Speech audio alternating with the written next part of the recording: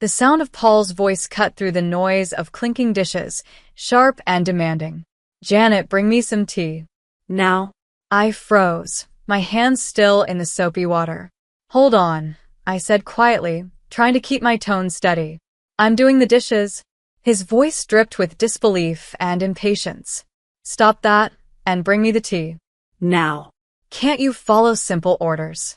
I opened my mouth, trying to respond, but before I could say anything, he interrupted. "What a useless wife you are." Just then, I heard another voice from the living room. "Make me some sweet coffee," my mother-in-law, Mrs. Lauren, called out. She was sitting on the couch, eating a slice of cake she had taken from the fridge. Her eyes held a sharp, unkind look that made me feel small. I sighed and looked at the pile of dirty dishes in the sink. There were so many. I felt tired, worn down, but still, I nodded and turned to get the tea and coffee. "Leave the dishes for later," Mrs. Lauren sneered. "Just do what we tell you." Useless wife. Paul's words echoed through the kitchen, each one feeling like a whip. "My name is Janet, and I'm 31 years old. I'm a working mother, and yet, I feel like I am trapped. This house is supposed to be my home, but it feels more like a cage. I got married when I was 25, hoping for love, kindness, and companionship. Instead, I ended up with Paul and his demanding mother. My only happiness comes from our little boy, who is 5 years old. He is my light in this dark, joyless place. We live in Paul's parents' house. It wasn't my choice. I was told we needed to be here to look after Mrs. Lauren after her husband passed away. At first, I felt sorry for her. I believed she was mourning, that she needed family around. But soon, I realized she had no real grief. She only wanted someone to control, to order around. She wanted someone to treat as a servant, and that someone was me. Every day is the same. I cook, clean, work, and try to keep up with their endless demands, but it's never enough. If I make a meal, they criticize it. "The stir-fry is so poorly made," Mrs. Lauren would say with disgust.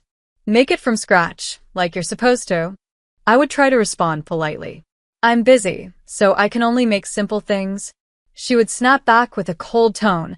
I hate backtalk from my daughter-in-law. Cook it from scratch. One day, I finally dared to ask her, "Why don't you cook if you're such a good cook?" Her response was cold and dismissive. "Why should I do housework when you're here?" she sneered, making it clear that she considered me her personal servant. Over the years, their cruelty has only grown worse. When they weren't scolding me, they ignored me completely. It was like I was invisible, a ghost in my own life. 6 years have passed in this suffocating atmosphere. Now I am 31, and Paul is 35. Our son is growing, but the air in this house remains heavy and oppressive. Mrs. Lauren is now 66, and she seems to take pleasure in watching me struggle. One evening, after a long day of work, I walked home, exhausted and weighed down by a painful realization. In this house, to these people, my existence seemed meaningless. I felt like a shadow in my own home, unseen and unheard. The only person who truly noticed me was my son, and the thought of losing even his small recognition was too painful to bear. When I came home that evening, I tried to push away the sadness by focusing on dinner.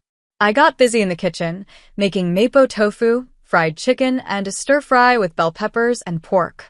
I hoped a nice meal would bring some peace to the house, some sense of normalcy.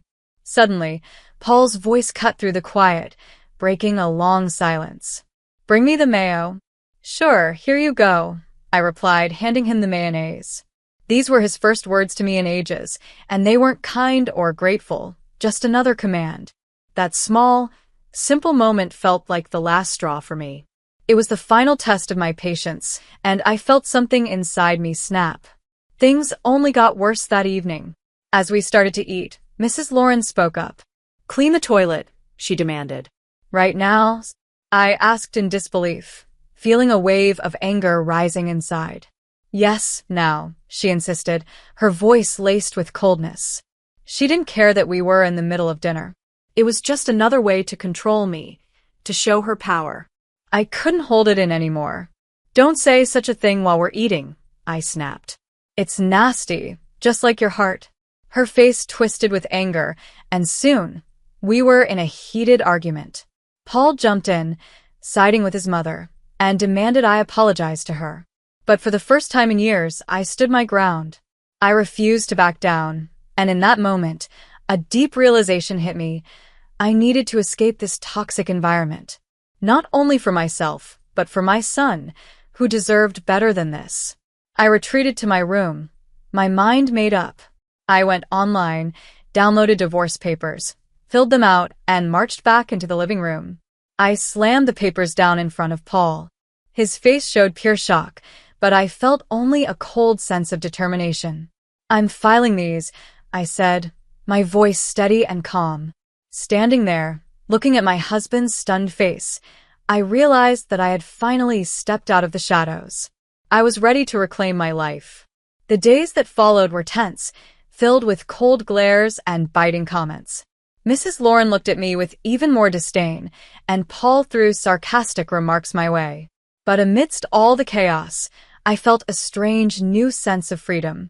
One evening, as I served dinner, Mrs. Lauren sneered, "You call this food? Even a child could cook better."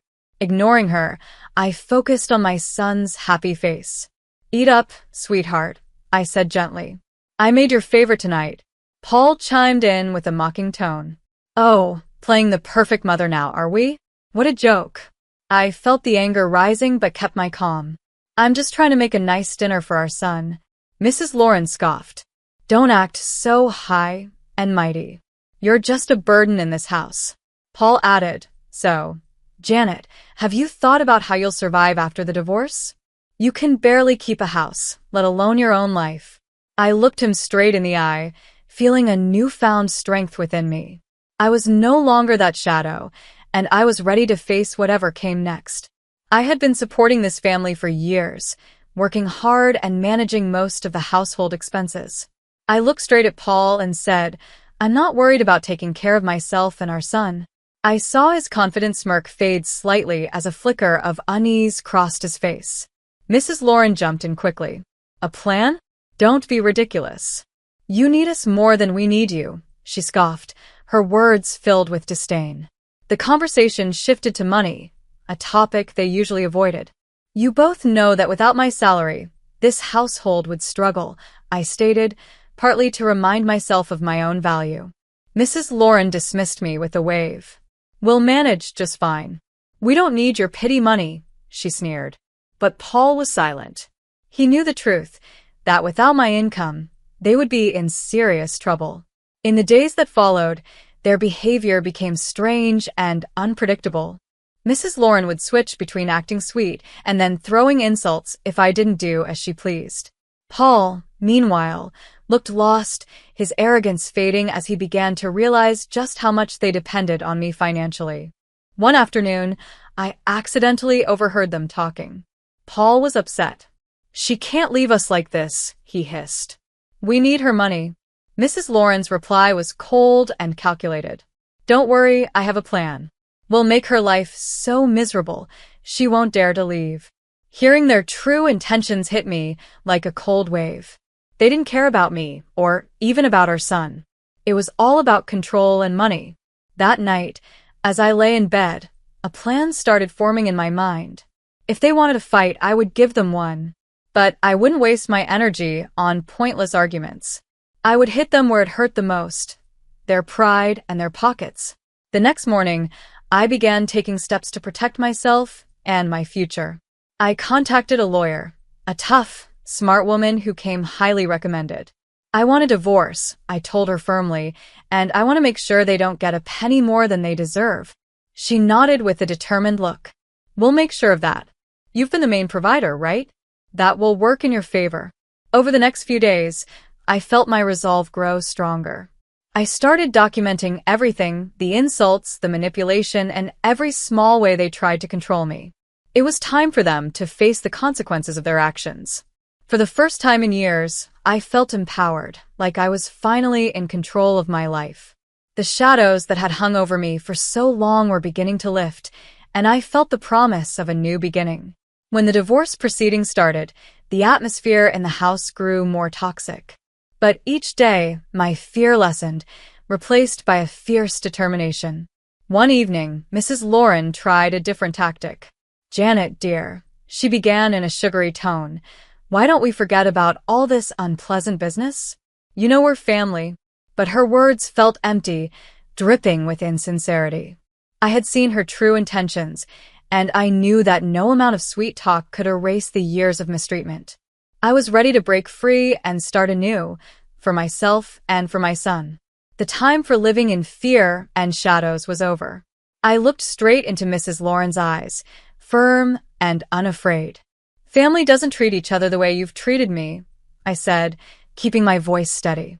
Paul, who had been quietly watching, scoffed. "Oh, playing the victim now? You're not as innocent as you pretend to be." I felt a rush of anger, but kept my calm. "I'm not playing anything, Paul. I'm just done being your scapegoat." As usual, the conversation shifted to finances. Paul sneered. "You think you can just take our son and leave?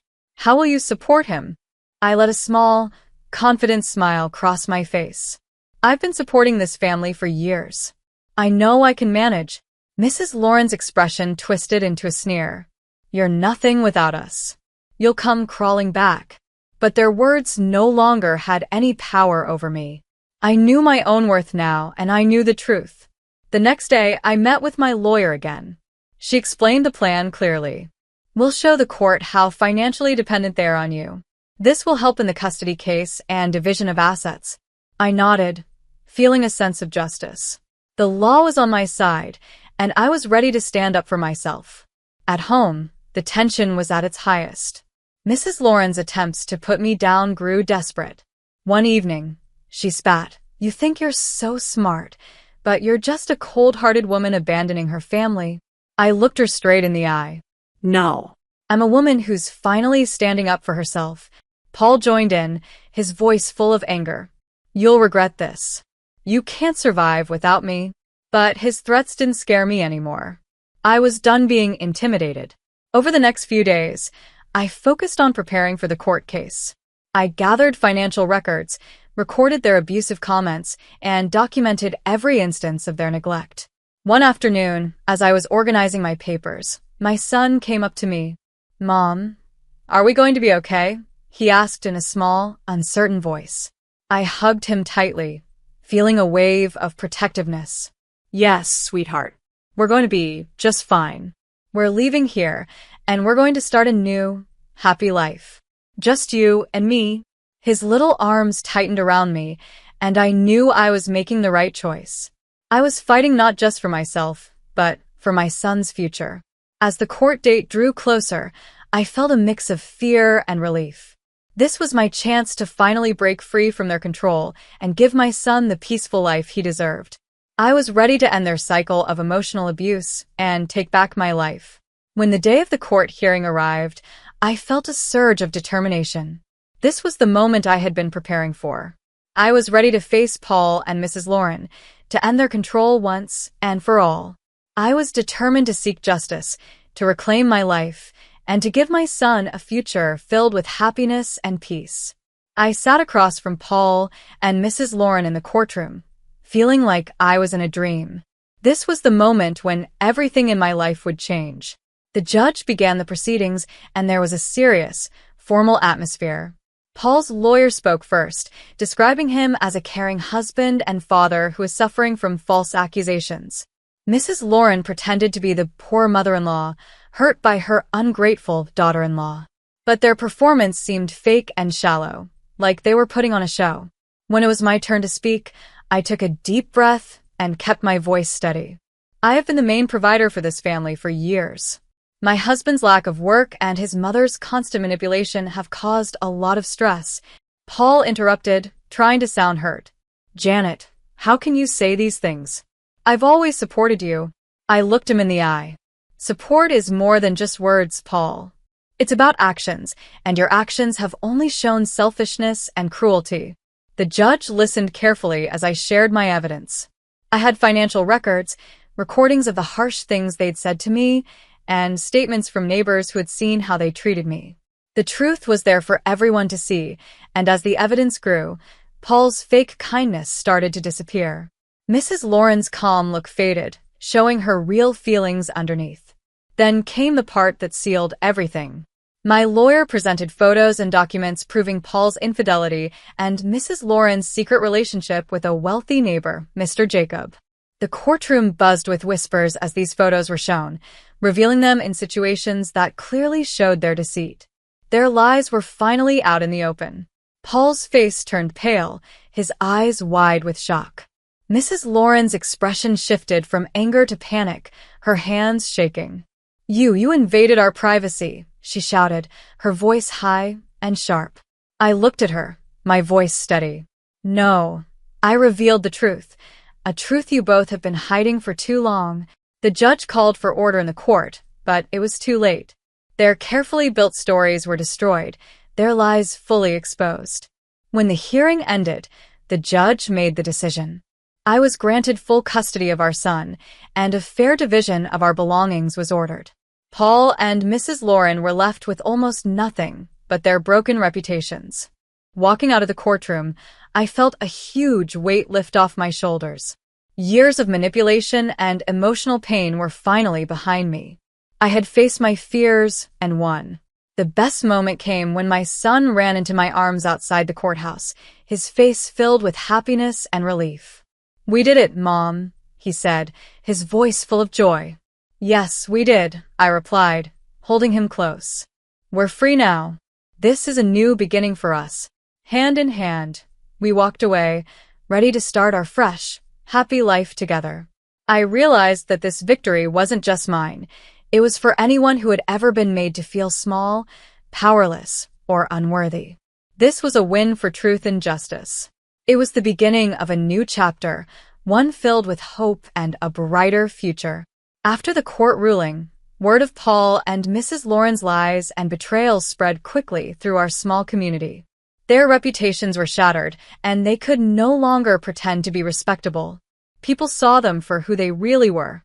In the days following the court's decision, I focused on rebuilding my life with my son.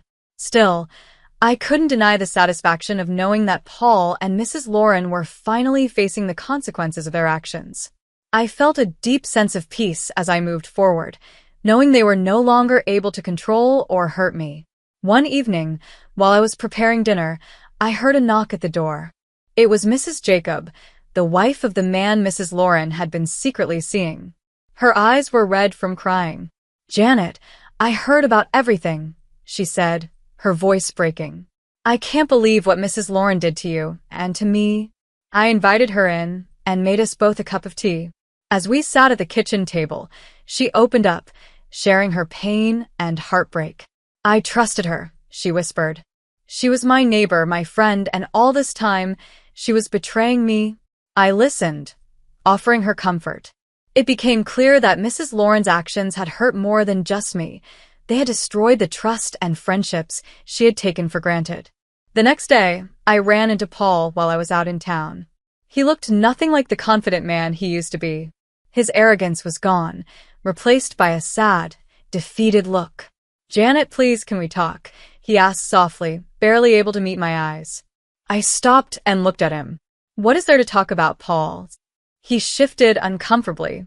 I'm sorry for everything. I didn't realize how much I depended on you, on your strength." His apology, though late, showed me how much had changed. He had lost everything, his pride, his family, and his home. Only now did he seem to understand his mistakes. But his regret didn't change anything for me. I had moved on. Mrs. Lauren, however, was facing the hardest consequences. Her affair with Mr. Jacob had destroyed her reputation and even led to legal trouble. Mrs. Jacob had filed for divorce and was also suing her for alienation of affection, a lawsuit claiming Mrs. Lauren had interfered in her marriage.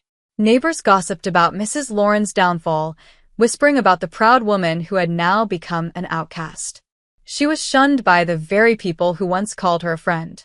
Her actions had finally caught up with her, and she had no one to turn to.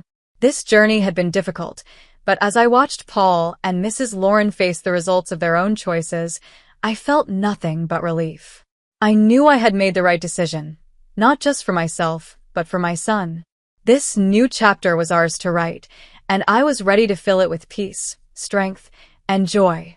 I saw her at the grocery store, rushing through the aisles with her eyes cast down. She looked tired, defeated. For a brief moment, our eyes met. Her face twisted with anger as she passed by, and she muttered under her breath, "You did this to me." I watched her walk away, feeling a mix of pity and satisfaction. "No, Julie," I whispered to myself. "You did this to yourself." The wheels of justice had finally turned, and the consequences of her actions were now inescapable. Paul and Mrs. Lauren were living in the very mess they had created through years of lies and manipulation. Seeing them face the results of their choices was freeing. For so long, I had been caught up in their web, controlled by their words and actions. But now, as I watched them struggle, I felt a deep sense of peace. I realized that the best revenge wasn't anger or resentment. It was living well, free from their toxic influence. I turned my focus back to what really mattered, my son and our new life. Every day was a chance to rebuild, to create a life filled with joy and peace.